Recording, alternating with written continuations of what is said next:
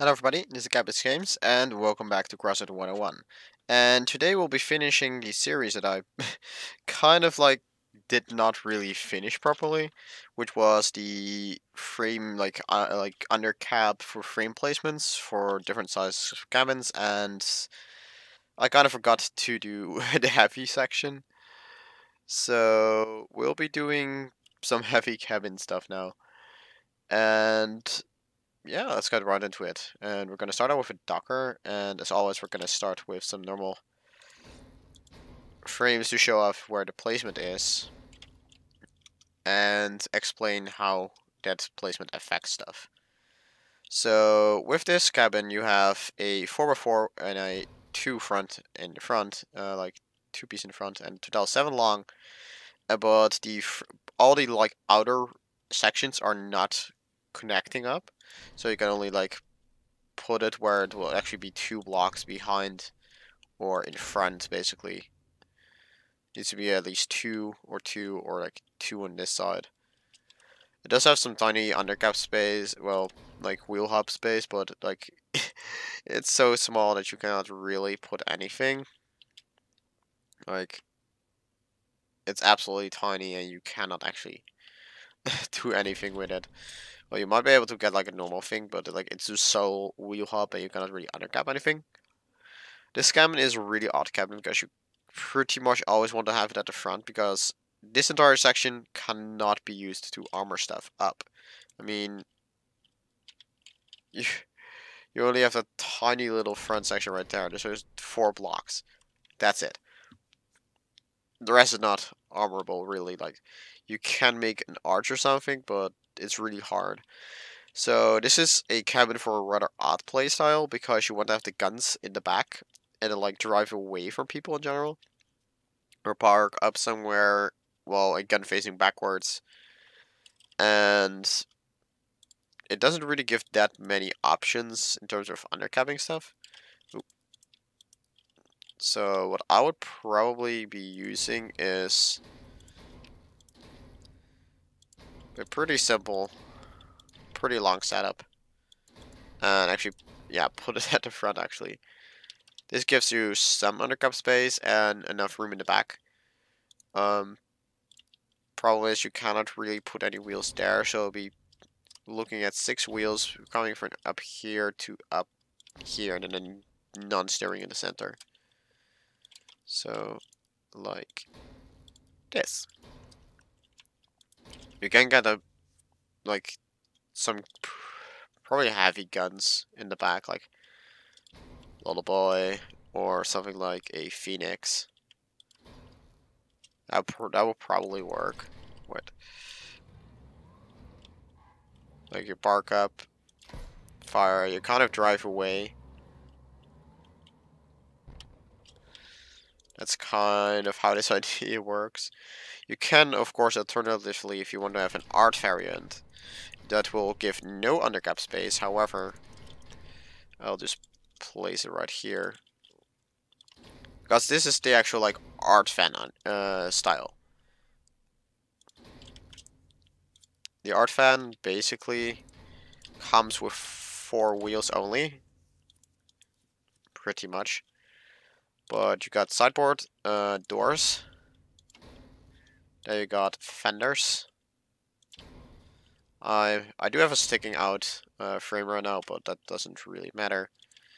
And then normal fender windows here and here. A rear door in the back. And vent ramps right here. You can make a drone bus, I guess, or something like a turret deployer bus with it, and make it kind of okay looking. So I guess you can do stuff like that. However, it only has 7 energy, and that makes it almost useless. So I do not really recommend using this cabin in its current state. But you can make something pretty with it, kind of. But yeah, I'm just gonna take it out entirely. Get back to frames. And on to the next one is the trucker. The trucker is also in a really poor state. As you can see, like it has 1 block in back, 1 block in front lacking, and 2 blocks on the sides.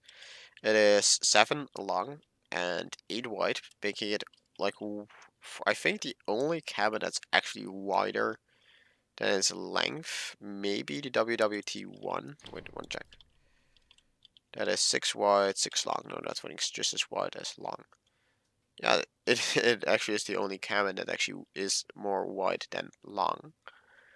Which does make it a bit unique, but because it's a epic cab, like a rare cabin for 750 power score with 9 energy, which you can get with just a duster as well, and it doesn't really have any redeeming features, makes it really sad, to be honest. It does have some decent undercapping space, like for modules. Realize I'm using the fuse one. But that's a similar shape as the Hopback has. But you can actually hide quite a bit of stuff underneath here. It's overall pretty good. It does come with a very high mass limit. 16,000, I think it's even high. Same as the Carapace actually. 1600, 1600. Same tonnage as well. So it's basically a cheaper alternative to the Carapace. Carapace sits at 510. And this one says only 34. I guess like it's a really cheap cabin if you want to go really heavy. Which pay in return you pay into that energy. You will need a jet generator then to actually get like 2, say let's say fat mans. That's probably what you're gonna run as loadout, but at that point, don't you rather want to have a jawbreaker or like an actual epic cabin? Not sure. So the most common loadout, because like you only have that 4 wide section, makes it actually really painful to armor with, because you can only do it like you can only undercap really like this. At least it has a fully like almost full front section, which does allow it to have pretty good armor. And if you guys actually remember my like the hatch based build a little while ago, this thing can actually do very similar, but but like instead of small wheels, you can actually use tracks because this thing is actually shorter. So that's, I guess, a redeeming factor. But you can armor up the entire front and go like probably 4 long. And because of the wheel hubs, then you can actually like put some stuff underneath here, but like that. So you might actually want to pull this thing one backwards, so you can actually put all 4 wheels on there like that. Guess that works, and you do have some decent space where you actually can actually move it quite a bit. Probably gonna put it here actually. Just overall set up something like that is the most likely thing you end up using with the trucker. And next up is the Hopback. Hopback has a pretty long 8x4 connection space. It is 9 long, 8 wide. And as I said, like it has a very similar actual like undercapping space, which you guys can see. However, this one is just, instead of like having this length, it has 1 longer length. And basically just like it has 1 block extended in the rear and 2 blocks in front, I think, in length. Yeah, 2. That's longer. And that's pretty much how this thing is shaped compared to the trucker. Actually, this thing I think also like 1 block lower to 6. And this thing is 7 high, I think. 4, 5, 6. Yeah, this one is 7 high, so it is actually like slightly lower and again like longer. But it does come with a really good undercapping space. And as an epic cabin, we're gonna go really big with this one. And overall, this thing's best redeeming factor is the way you can actually like full on undercap a Apollo generator in here. And I will probably do it somewhere in the long lines of this. Then you have a 6x6 space to put the Apollo underneath, and then, well, you can actually like run stuff like this, and these things still connect up to the front, just barely, to have more undercutting space right here. Don't know if how far you want to go though, but like overall you can also like put stuff like ammo underneath here. It does stick out a little bit, but there we go. 6 does stick out a little bit, but it's pretty okay. You can like go and probably like you might actually want to make these two like this. Have some decent space. So you have a pretty big ride overall.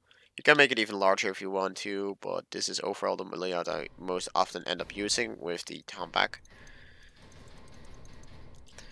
And well, just a little thing for you guys: Icebox versus Hopback. Hopback overall, if you want to have a slightly heavier build, take Hopback. Hopback, if you want overall, also if you want to be like that face tank guy, the brawler, take the Hopback because it fits well with like just taking damage. Because of course that gives you extra damage. And Icebox, in return is more of the sniper for the non-turreted weapons. So like crickets, fortune if you want to use it. Even like hurricanes actually get extra damage because they do not have a turret. They don't have a turret. Tow, crickets, fire, uh, incinerators, like a non-turreted cannons, or non-turreted machine guns or shotguns even. Quite a few options actually. So onto the Icebox itself. Icebox is one of the biggest cabins and massive overall. 10 long, 6 wide at the widest point. Actually 8 wide at the widest points, but also a point where it's 6 wide. And overall just a massive freaking piece of equipment. Um, it is a bit odd to arm around. If like there are two options, you can either put this thing up front, put the weapons behind it, but overall you want to like put one gun in front and one gun in the behind, just facing over it if you're gonna have big guns, or just put the gun on the hood right here because like especially if for example a good example would be tsunami cannons. If you don't want to put them next to each other, like just putting them one underneath the second one actually works really well. And I'll be because this thing is 4 wide, you overall I would take another approach. Something like this is an option of doing connection because again it's only 4 long. But you probably want to have the back end be connected as well. So a little bit like this.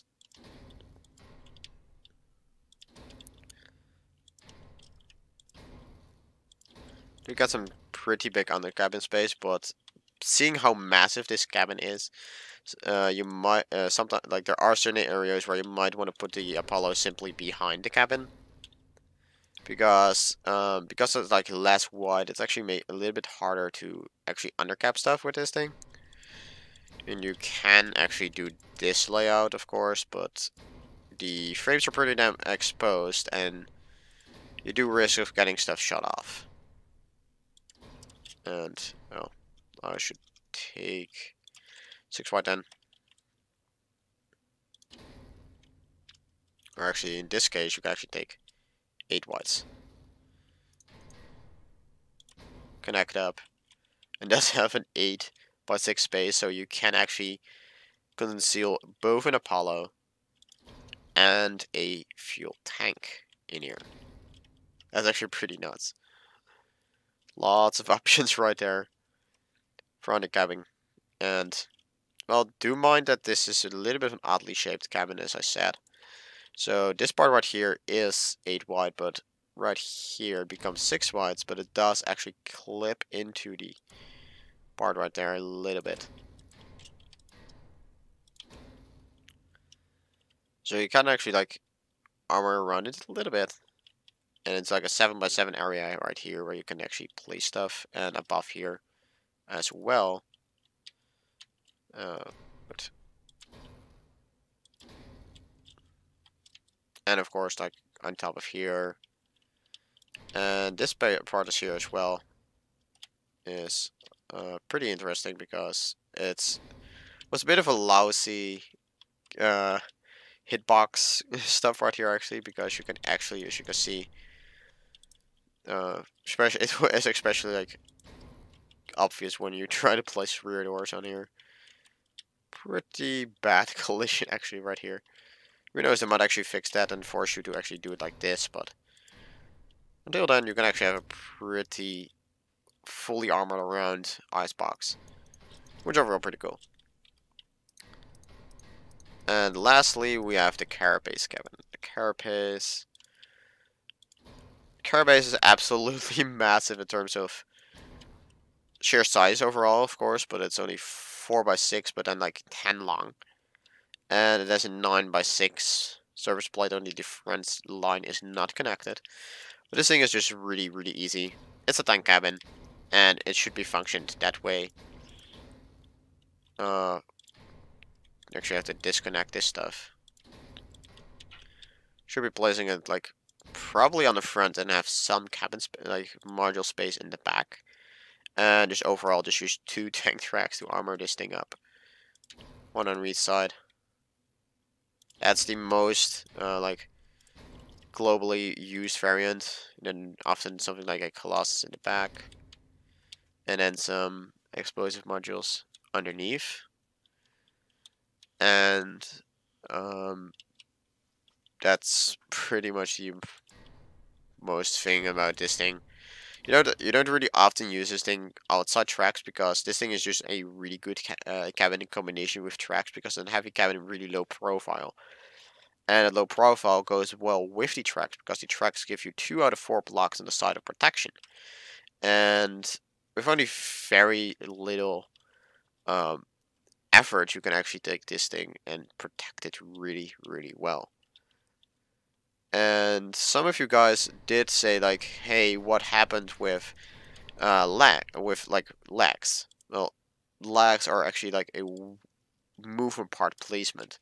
So it doesn't really matter how you do this stuff. So let's say something like that. Shape, and I'll have to take that out for a second. But lags just require you to have an 8 wide section between the first lag and the second lag. So you can connect one up every 8 block.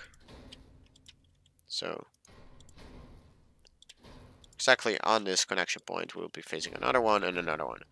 You just want to have like a 60 long-ish frame and put 3 lags overall because you're not gonna need more than 3 lags on each side because that's more than enough tonnage, really. And well, I hope that cleared a little bit up for the people that didn't really get Mac lags while I was doing that kind of stuff. Meat grinders, similarly to tracks, really. Well, I mean, they're also 8 long, but meat grinders actually are a little bit unique because with just a setup like this, this is a pretty simple setup, like again, like this.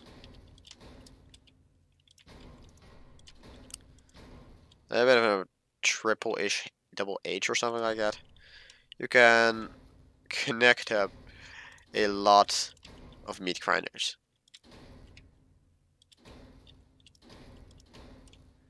And here we go. 7,000 kilograms worth of meat grinders. And actually, because of this, if you just take out this section, look at that undercap space.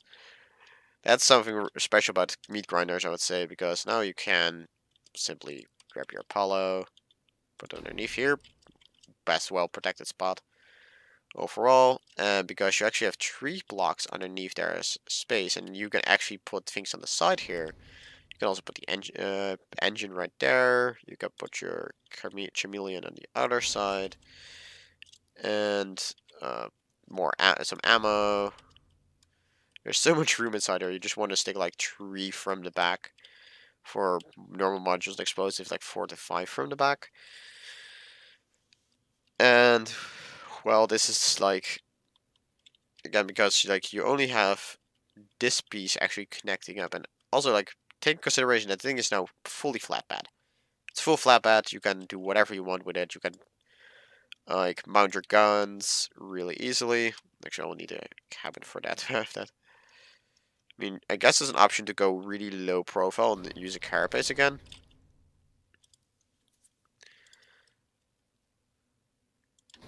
There's like, for example, 2 guns.